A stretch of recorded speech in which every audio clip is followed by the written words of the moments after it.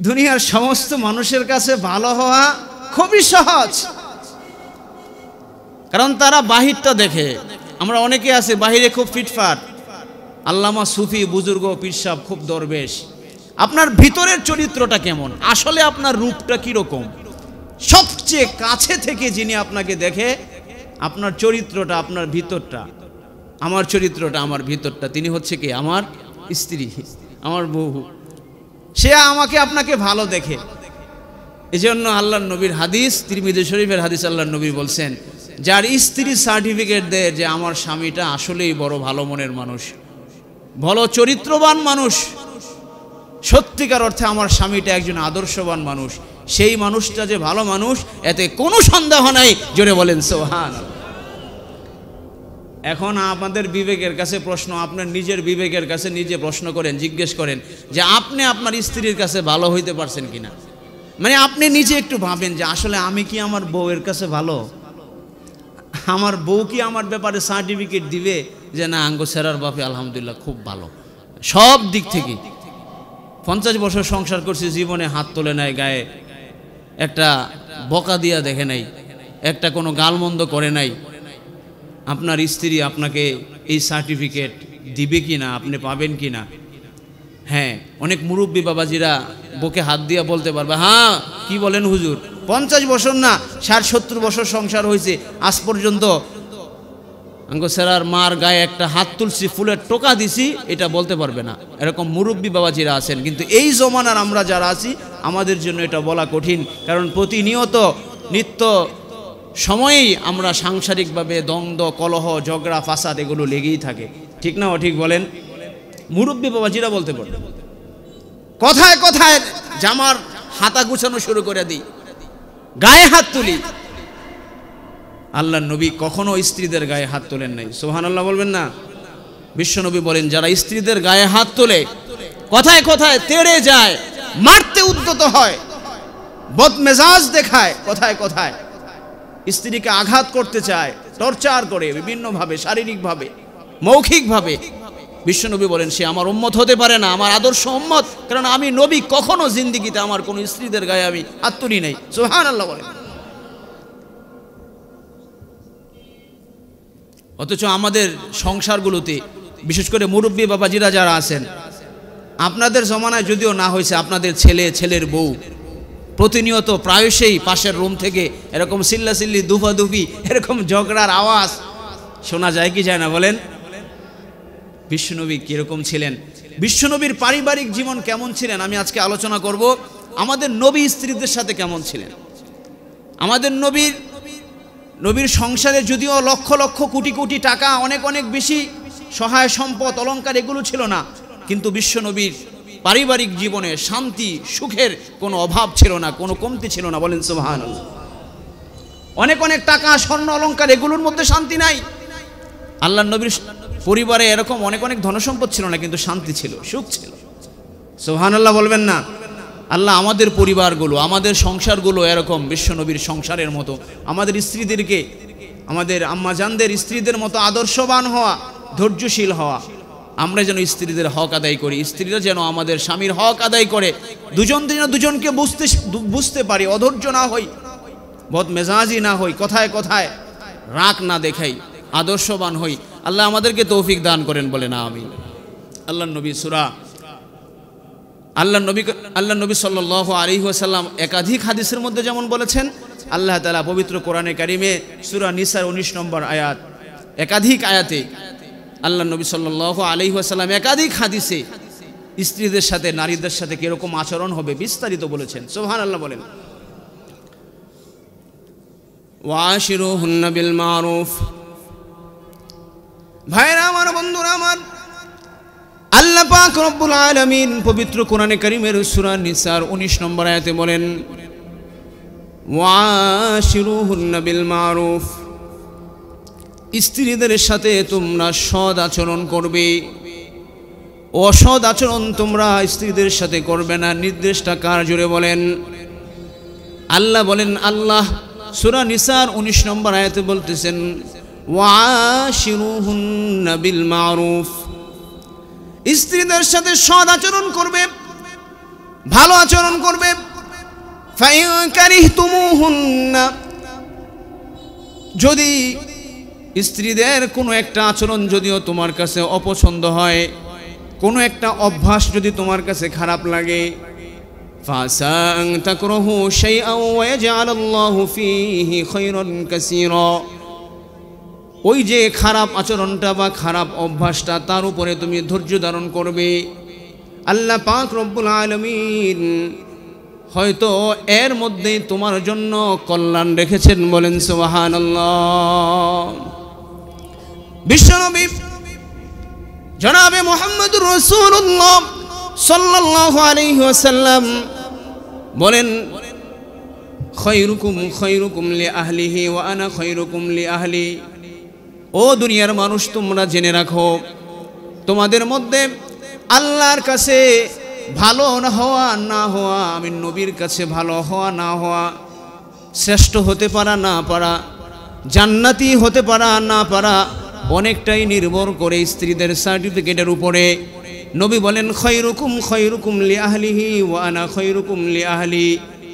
স্ত্রীদের কাছে যে ভালো হতে পারছে, নিজের বউয়ের কাছে যে এই সার্টিফিকেট পাইছে যে আমার স্বামী বড় ভালো মানুষ, আমার স্বামীর চরিত্র বড় ভালো, আমার স্বামীর আচার আচরণ কথাবার্তা ব্যবহার বড় ভালো, আল্লাহর নবী বলেন সেই প্রকৃত অর্থে ভালো।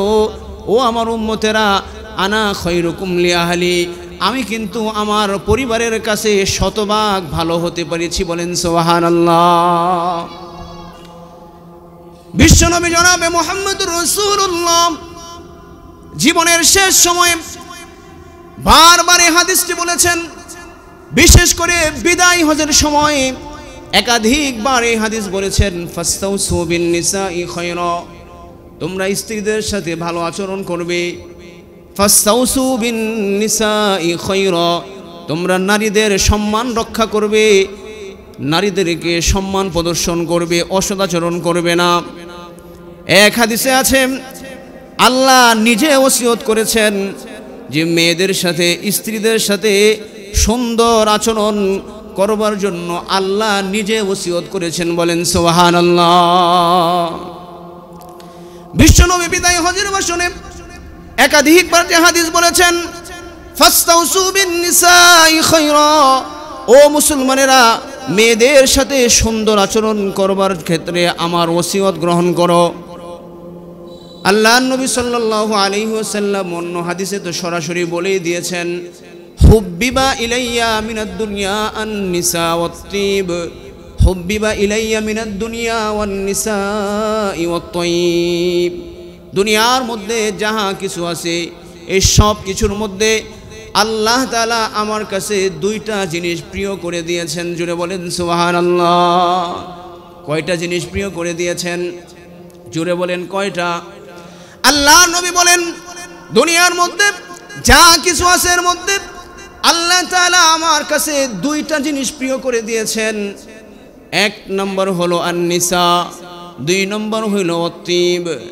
এক নম্বর হলো নারী, স্ত্রী, কন্যা সন্তান, দুই নম্বর হইল সুঘ্রাণ। আল্লাহর নবী বলেন, আল্লাহ তাআলা নারীদের প্রতি, কন্যা সন্তানের প্রতি প্রেম এবং ভালোবাসা আমার অন্তরে ঢেলে দিয়েছেন, বলেন সুবহানাল্লাহ। এজন্যই তো আল্লাহর নবী বলেন, কারো যদি 3টা কন্যা সন্তান থাকে, কারো যদি 2টা কন্যা সন্তান থাকে, যে সন্তানগুলোকে বড় ভালোবাসা দিয়া, স্নেহ মায়া মমতা দিয়া সে বড় করে, আমল আখলাক শেখায়, লেখাপড়া শেখায়, দিন শেখায়, আল্লাহর নবী সাল্লাল্লাহু আলাইহি ওয়াসাল্লাম তার ব্যাপারে খুশ খবর দিয়েছেন যে আমি নবী বলছি সেই লোকটা জান্নাতে যাবে, জান্নাতের ওয়াদা আমি তার পক্ষে দিলাম, বলেন সুবহানাল্লাহ। পুত্র সন্তান 12 জন হইল, এরকম হাদিসের মধ্যে এরকম কোনো ওয়াদা নাই। কন্যা সন্তানের ব্যাপারে আল্লাহর রাসূলের ওয়াদা আছে, কন্যা সন্তানের ব্যাপারে আল্লাহর নবীর খুশ খবরই আছে। আল্লাহর নবীর দেহের মধ্যে, দিলের মধ্যে নারীদের প্রেম। আল্লাহর নবী যে বললেন যে আমার কাছে নারীরা প্রিয়, এই কথার অর্থ হলো যদি একজন পুত্র সন্তান এবং কন্যা সন্তান, একটা ছেলে এবং মেয়ে যদি এক জায়গায় রাখা হয়, আল্লাহর নবী কন্যা সন্তানটাকে বেশি পছন্দ করতেন, বলেন সুবহানাল্লাহ। আমাদের সমাজের বাস্তব চিত্র হইল, যদি কন্যা হয়, ছেলে হইলে বাবা যেরকম খুশি হয়, ছেলে হইলে মা যেমন খুশি হয়, দাদা দাদি যেমন খুশি হয়, নানা নানি যেমন খুশি হয়, মিষ্টির দোকান থেকে যেই পরিমাণ মিষ্টির অর্ডার হয়। কিন্তু যদি কন্যা সন্তান হয়, দাদার চেহারার দিকে কেমন যেন তাকানো যায় না, নানার মনটাও কেমন কেমন জানি বেজার বেজার দেখা যায়, মা বাবার মনের মধ্যেও কেমন কেমন জানি তেমন শান্তি বা আনন্দের কোনো ছোঁয়া দেখা যায় না। অথচ আল্লাহর নবী কন্যা সন্তানের ব্যাপারে এত বেশি খুশখবর দিয়েছেন যে কন্যা সন্তান এবং পুত্র সন্তান যদি পাশাপাশি রাখা হয়, আল্লাহর নবী কন্যা সন্তানকেই বেছে নিতেন। ভাই এবং বোন যদি এক জায়গায় আপনি দান করান, বোনের অধিকারের ব্যাপারে আল্লাহর নবী বেশি গুরুত্ব আরোপ করেছেন।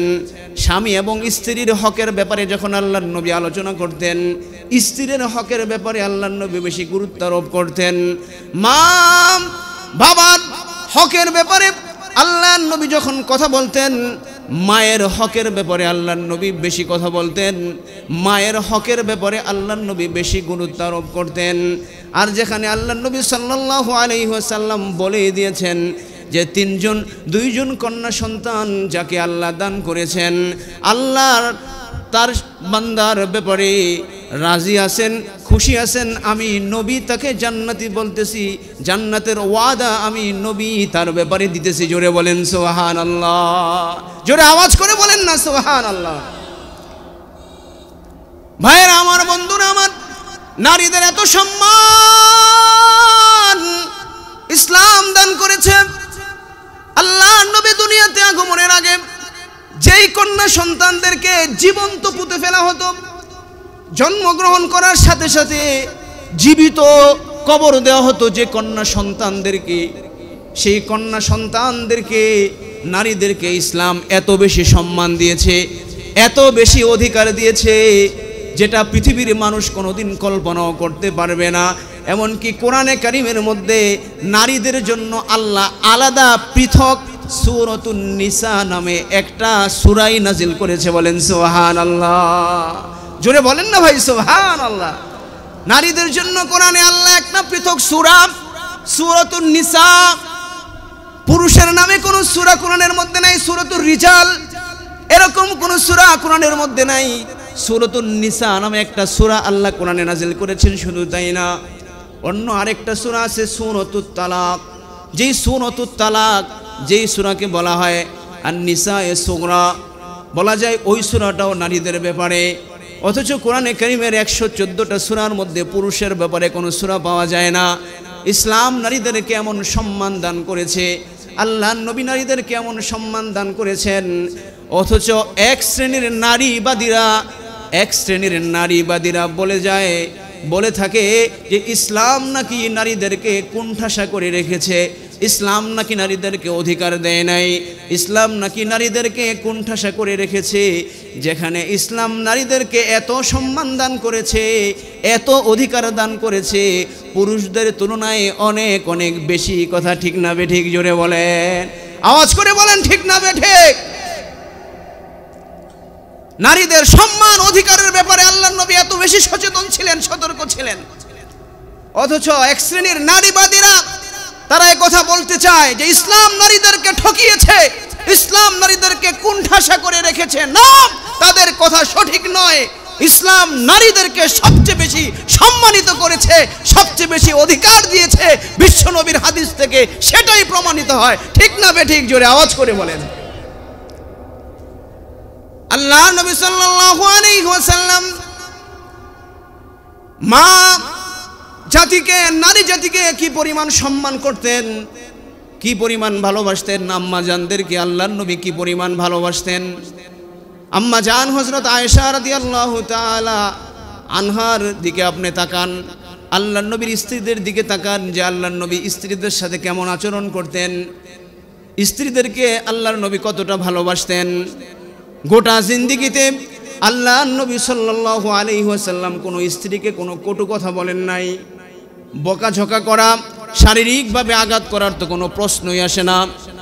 ভাবা যায় কিনা একটু চিন্তা করে দেখেন, আল্লাহ নবী সাল্লাল্লাহু আলাইহি ওয়াসাল্লাম যেটা আমরা প্রতিনিয়ত করে থাকি, অথচ আল্লাহ নবী গোটা জিন্দেগিতে কোনোদিন খাবারের ব্যাপারে, পাক শাকের ব্যাপারে, রান্না বান্নার ব্যাপারে পর্যন্ত মা আবান নবী সাল্লাল্লাহু আলাইহি ওয়াসাল্লাম তুআমান কত্তু, গোটা জিন্দেগিতে কোনোদিন আল্লাহর নবী কোনো খাবারের দোষ ধরেন নাই। জোরে বলেন সুবহানাল্লাহ, বলেন না ভাই সুবহানাল্লাহ।